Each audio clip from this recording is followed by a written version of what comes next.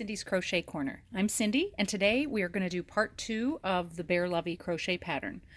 Part 1 consisted of showing you how to make the head, embroider the eyes and nose, and attach the ears. And on today's video, I'm going to show you how to crochet the body and how to assemble the whole lovey. So let's get started. First, you'll need some burlap blanket yarn of the same color that you crocheted the head with. You'll need a number 6 crochet hook.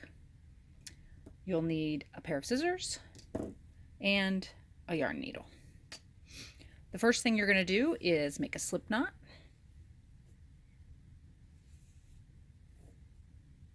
And you're going to chain 26.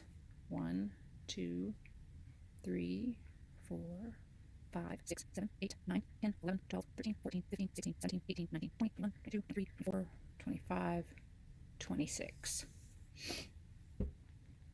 And now you're going to double crochet in the second chain from the hook. So here's 1. You don't count the loop on your hook.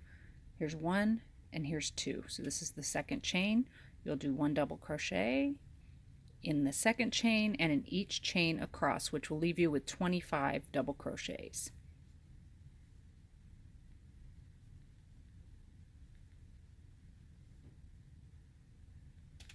If you'd like to purchase the pattern for the Bear Lovey, it is the Cute and Cuddly Bear Lovey, and it's on my Etsy site. My Etsy name is CCK Studio, stands for Cindy's Crocheted Keepsakes, and you can purchase that for $5. And then you can crochet along, or if you're having any difficulty, you can watch this video and it will help you get through the pattern.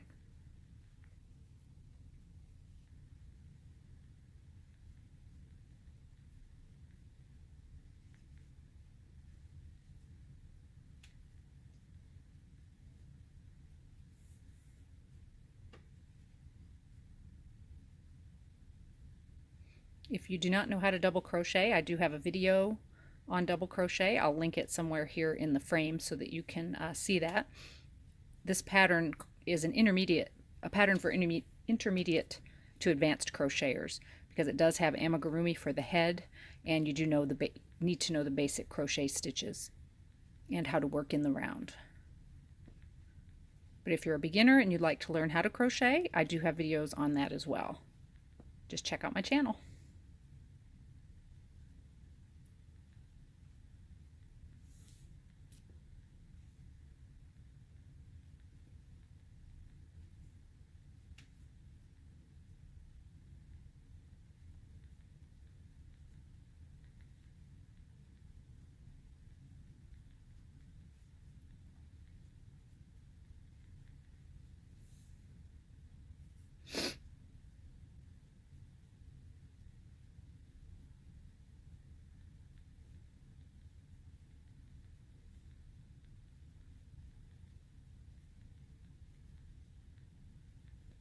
Color I'm using today is burlap blanket yarn in taupe. Right, that is 25 single crochets, and I'm going to count just to make sure, or 25 double crochets, I'm sorry, I'm going to count just to make sure. 1, 2, 3, 4, 5, 6, 7, 8, 9, 10, 11, 12, 13, 14, 15, 16, 17, 18, 19, 20, 21, 22, 23, 24, 25. And you're going to chain 2 and turn your work. And now you're going to crochet in the second chain from the hook. You're not going to do a double crochet in the first stitch. You're going to go into the second stitch. So you're not going into the same stitch that your chain 2 was in. You're going to the one next to it. And now you will have 2 chains, and then you'll have 24 double crochets for a total of 25 stitches. And you'll do that all the way across.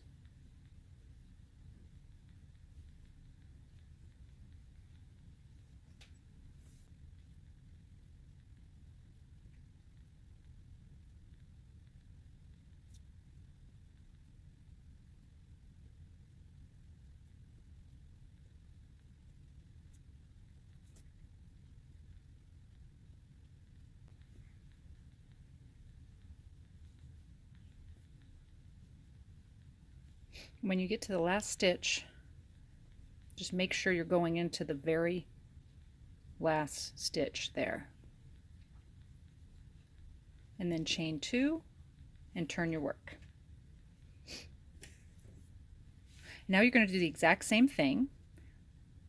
1 double crochet starting in the second stitch, and you're going to go all the way across, and then I will meet you when you're toward the end. See you back in just a second. The end of row 3, and you will have your chain 2 at the end, and you're going to double crochet into the chain 2. So you may want to put a stitch marker into the chain 2 so that you don't forget that that's your last stitch of the row. And then chain 2, turn your work, and you're going to do the exact same thing until row 16. And I'll meet you back here. Now we're back, and I have crocheted actually 15 rows. I told you to go to row 16. I misspoke. You should go from we left off on row 4. You should crochet all the way to row 15, all double crochets. This is what it should look like. And I've already weaved in all my ends, so if you haven't weaved in your ends, go ahead and do so, and then come on back. So we're going to take our body and fold it in half lengthwise, and then take your head and see where it's coming out here. We want to make sure that lines up with where we want it to be on the body. And if not, you can always move this into any stitch that you need to make it look right. So if I needed to go over here, you can just put it through to the next hole if you need to do that. So I go ahead and just eyeball where I want this to be. I try to make both of these the same length as much as you can. And then I'm going to move this down just a little bit. So it's about 1, 2, about 3 rows back from the blanket, where the blanket yarn starts. I'm going to eyeball it as to where I'd like this to be. That looks good. And then I just hold it and I weave it through. Put this so you can see it. Weave it through the stitches. Sometimes I just go through 1 stitch, sometimes through 2. It depends on how this lines up, because you want these to be the same length or similar in length. And then I poke it through. Go ahead and poke through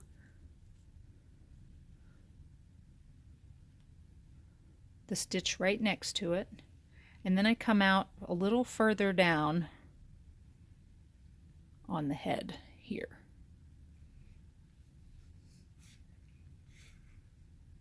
And pull tight.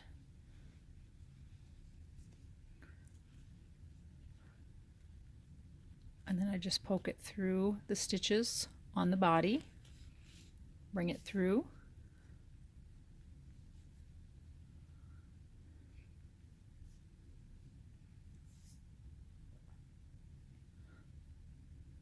and then go in through the next hole up.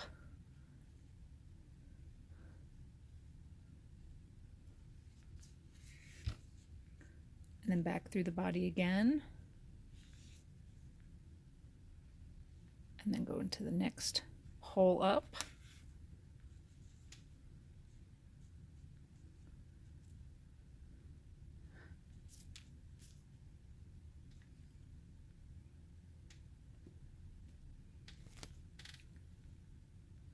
And if you don't like it, you can take it out, because sometimes it'll take me 2 or 3 times to get this exactly the way I want.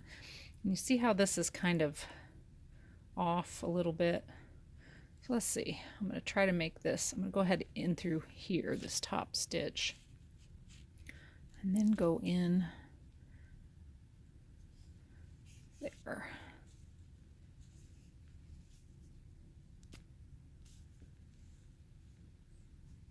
That looks pretty good, actually. I like that.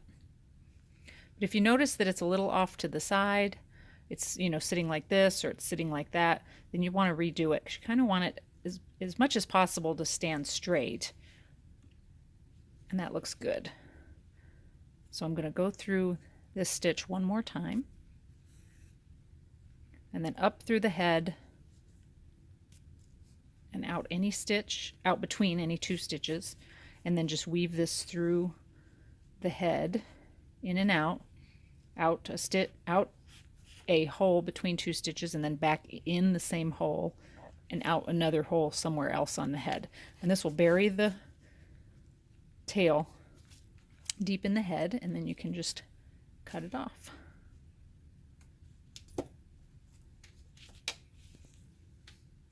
That looks really good. So now we're going to go ahead and make the paws. So flip your bear over, make the paws. So go ahead and cut 4 strips of blanket yarn about 16 to 18 inches long. You want them long enough so that we can tie the paws, and you can also weave in the ends afterwards. So we're going to make paws, or what look like paws, on our bear.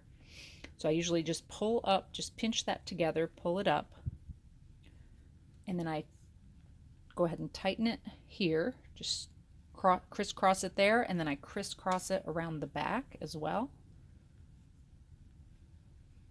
Pull it tight on both sides, and then tie in a knot.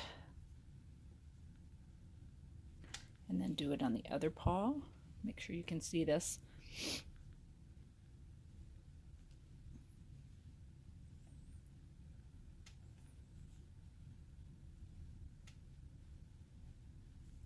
Wrap it around the back.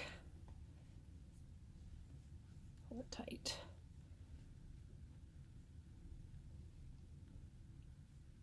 This is why it's important to get the head as close to the center as possible so that you have a similar amount here on both sides, on the left and the right, before the paws.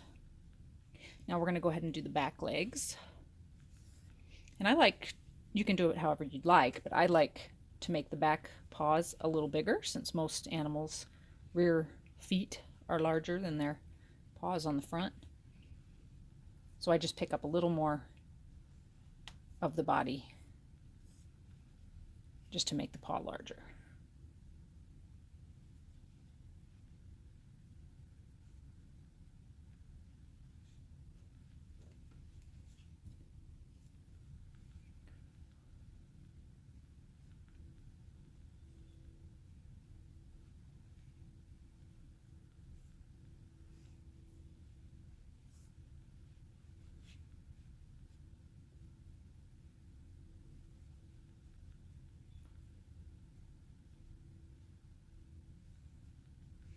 Then go ahead and take a look at your bear and just make sure the paws look symmetrical and like they're in the right place. And then what we're going to do is just weave in these ends. You can just cut them off here if you'd like, but then you're going to have a little bit of a tail sticking out there, and I don't like that. It doesn't really matter, but it just depends on what your preference is. I like to weave in the ends through the stitches.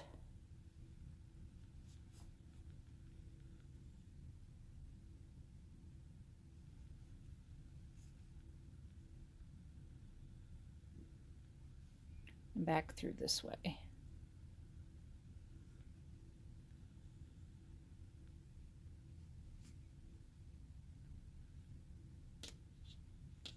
That's why I said to leave it. You want quite a long tail because you want to be able to weave it through so it doesn't come unraveled. And then I like to hide it up through the paw itself. So I bring it through, and then you can clip it off fairly short there. And it kind of just hides it inside the paw. But you don't have to do that. You could clip it down here if you want. And if I don't have a long enough piece of yarn, if I didn't give myself a long enough piece, I'll go ahead and clip it off further back.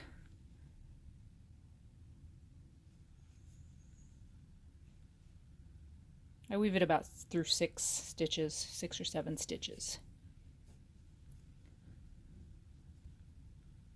But you could, like this, you can clip it off right here. If you didn't leave yourself enough room to bring it up through here, you can just clip it right there. So go ahead and weave in all your ends, and I'll see you back here in just a moment. What your finished bear lovey should look like. If you'd like to purchase the pattern, I'll go ahead and put a link below this video in the description box for you to do so. And if you like this series, go ahead and hit the like button and subscribe to my channel. I'll be making more videos soon, and the next one should be my clean and cuddly baby bathrobe pattern. So keep your eye out for that. Thanks for watching, and have a great day.